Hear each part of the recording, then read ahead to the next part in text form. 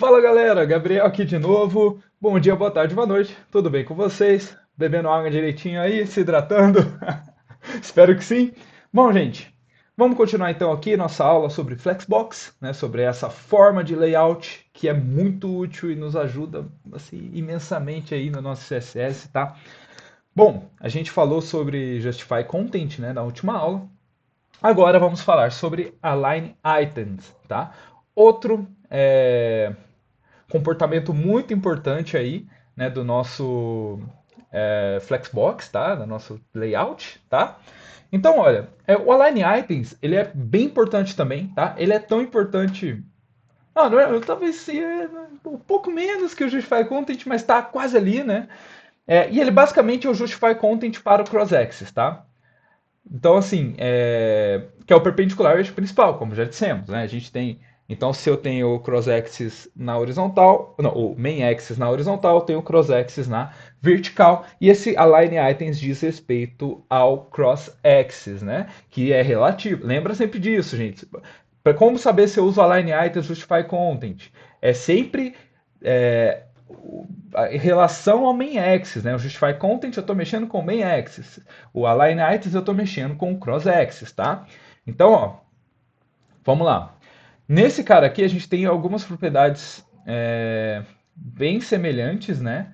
Mas um pouco diferentes, né? Como vocês podem ver, né? Então, ó, a primeira coisa que dá para ver, né? É que um é alongado, o outro é mais quadrado, porque eu estou lidando com a verticalidade aqui, né? Já que o cross-axis aqui nos nossos exemplos está sendo vertical, tá? Então vamos lá. É, então basicamente a gente pode usar essas propriedades: Flex Start, Flex End, Center, Stretch e Baseline, tá?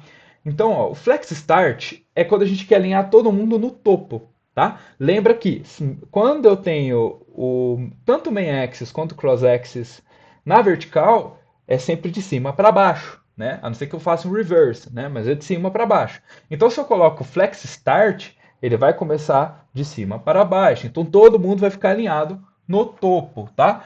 Flex End, mesma coisa, mas todo mundo fica alinhado na base, na parte de baixo, tá? Center, todo mundo fica alinhado no meio. Repara aqui, se eu tenho elementos com tamanhos diferentes, eles ficam alinhados como se tivesse uma linha no meio, no centro da altura desses itens, tá? Eles não ficam alinhados no centro, por exemplo, em relação ao seu topo, tá?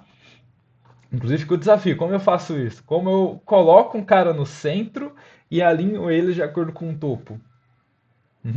É interessante, né? E aí eu tenho o stretch, tá? O stretch vai tentar fazer todo mundo caber no cross size, né? Lembra que tem o cross size? Então, assim, ele vai fazer todo mundo ficar do tamanho do cross size daquele elemento, tá? Independente da altura dele, tá?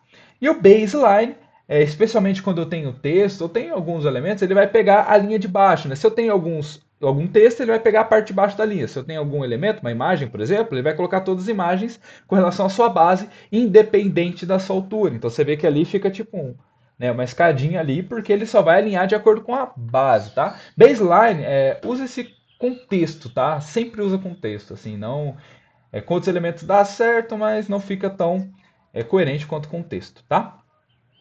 Mas é isso. Então, ó, se eu tenho Justify Content, que a gente viu na aula passada, que é sobre a main axis, né, o eixo principal, aqui é sobre o eixo perpendicular, o eixo que cruza, né, o cross-axis. Beleza? Bom, e aí, outro muito importante é o Align Content, tá? Então ele alinha as linhas, né, de um container flexível, né, de um flex container, né, quando há espaço extra no cross-axis. Então, assim, por exemplo, eu defini um cross size maior do que os meus elementos ali. Eu tenho espaço sobrando.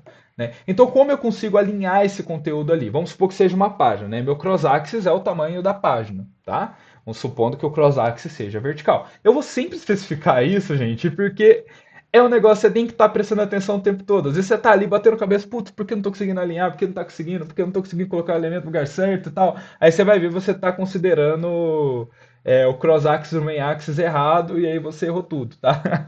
Mas, ó, é sempre bom a gente ter claro de quem que a gente está falando quando a gente fala de main ou de cross, tá? Por isso que eu sempre especifico, ah, eu tô falando aqui de um main axis assim, de um cross axis assado, tá?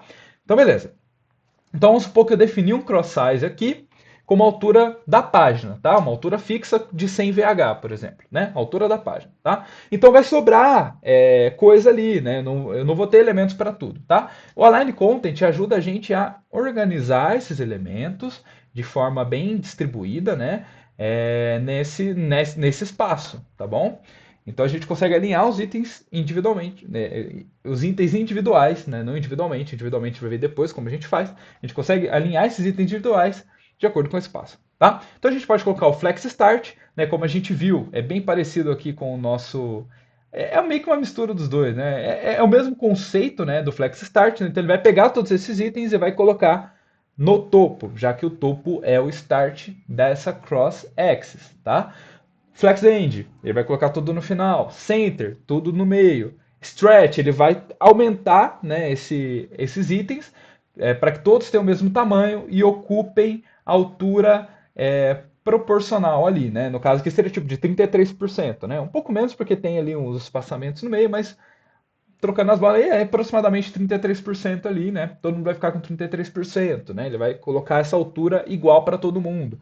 Space Between, ele vai fazer aquilo que a gente viu lá no Justify Content, né? Ele vai pegar e vai colocar um espaço igual, né, e proporcional entre esses itens. O Space Around, mesma coisa, ele vai pegar e colocar um espaço dividido por 2 entre as bordas e o espaço proporcional entre esses itens, tá?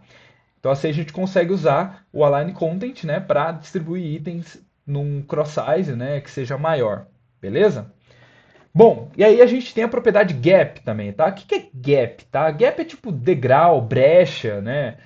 O vão, tá? Por exemplo, galera de São Paulo, toma cuidado entre o vão e o trem e a plataforma, né? O vão, né? Em inglês seria gap ali, tá? Então gap é esse vão, tá? A gente consegue especificar qual é o tamanho desse vão, qual é esse, digamos, o espaçamento entre esses itens, tá? Então ela controla o espaço entre os itens flexíveis e aplica esse espaçamento entre os itens e não na borda interna, tá? Então gap é só entre itens, tá? Não a borda interna. A borda interna seria um pad, uma margem, tá? Acho que especialmente a margem nesse caso, né, do container, tá?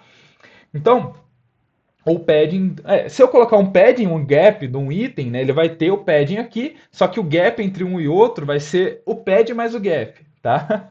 Então, assim, é melhor a gente usar margin, né, para o container, né, para definir quanto que a galera fica afastada da borda, caso você não queira usar um space around, coisa do tipo, né?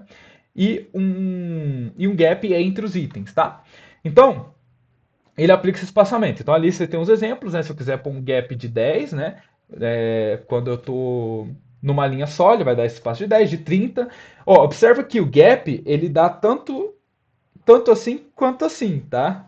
Tanto em coluna quanto em linha, tá? Ele vai espaçar esses itens, né? Porque ali eu tenho provavelmente um wrap, né? Então ele vai dar esse gap nos dois sentidos, tá? E eu posso também especificar separadamente, como row gap ou column gap. Aí eu especifico, por exemplo, eu quero dar um gap de 30 só na horizontal, mas o vertical não queria ficar tão longe. Aí você pode ir lá dar o row gap e o column gap separadamente, beleza? E eu também posso pegar o gap e colocar tipo 10 e 20, aí ele vai dar 10 para um, 20 para o outro. Beleza? Ele dá o row gap primeiro e o column gap depois, como está aí no exemplo, né, que eu tenho aí em código. Perfeito? Acho que belezinha, dá para entender, né? Tá bem claro, acredito aí. Bom, agora vamos falar dos elementos filhos. Repara aí que agora eu deixei em negrito ali e letra maior elementos filhos, tá? Quem são os elementos filhos? De novo, ó, se eu tenho um container que está em rosto, elementos filhos são quem estão dentro deste container, beleza?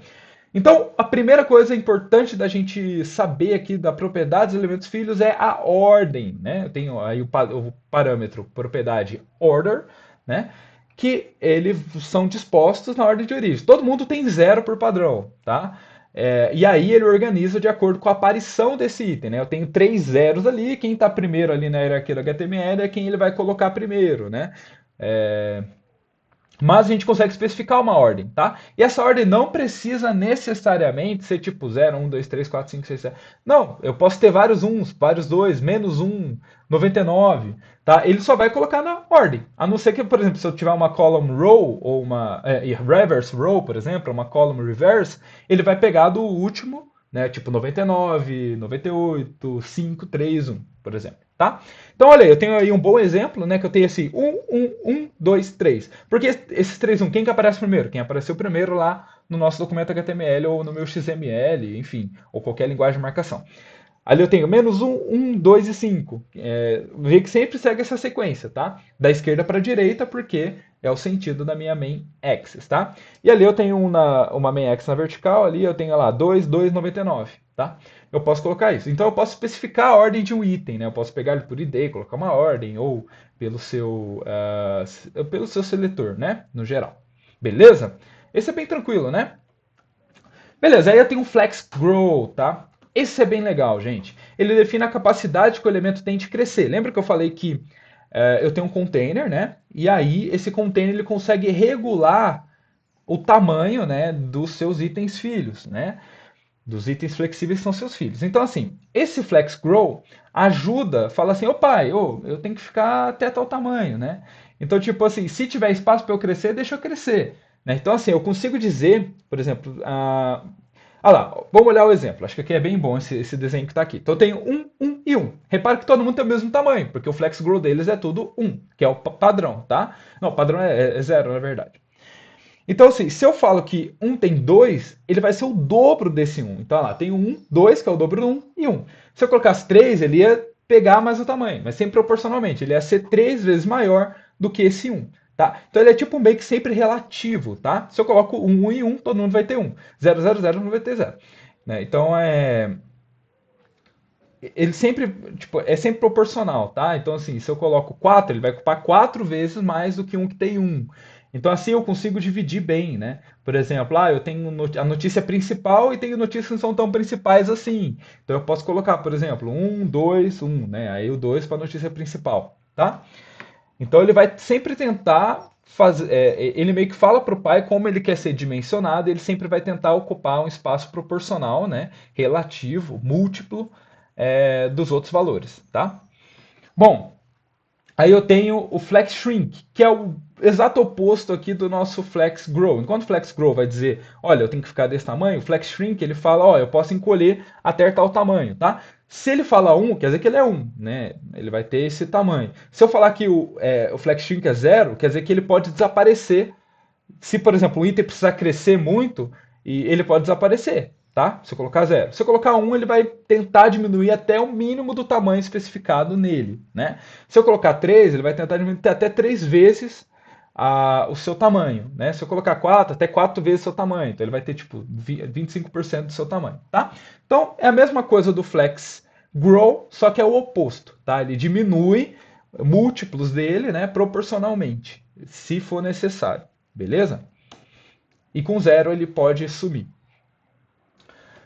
Bom, aí eu tenho o Flex Bases, tá? O Flex Bases, ele define o tamanho desse padrão antes que o espaço restante seja distribuído, tá? Então ele pode ser um comprimento, tipo assim, 20%. Então, tipo assim, ele já vai ocupar 20% do container ali antes de distribuir o resto dos itens, né?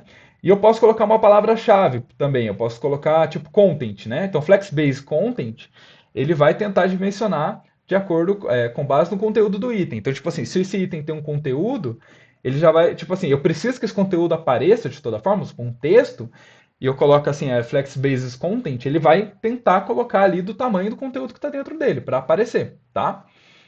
É... E eu posso também colocar outros tamanhos, ele vai ocupar o tamanho do container, né, o pai dele, tá? Então ele dá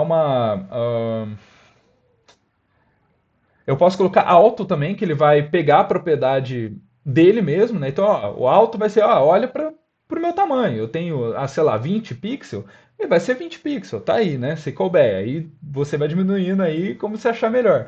Né? Você olha para minha largura e altura e vê o que você acha melhor aí, né? E o content vai, ó, eu tenho um conteúdo que precisa ser exibido, né? Mostra aí o tamanho que for necessário para mostrar esse cara aqui. né? Tento dimensionar bem. Ou eu posso colocar um comprimento já direto que ele vai renderizar isso. Beleza? Depois a gente vai ver todos esses caras aqui na prática, vai ficar mais tranquilo, tá? Aí eu tenho o Flex. Uh, então, assim, o Flex ele é o atalho para todo mundo, né? Eu tenho o Flex Grow, Flex Shrink, Flex Base, que a gente viu separadamente. Eu posso especificar todo mundo, né? Olha ali no exemplo. Eu tenho um item, aí eu tenho um Flex 2, 20%. Então, o primeiro é sempre o Flex Grow, então estou dizendo que ele pode ter o dobro do tamanho.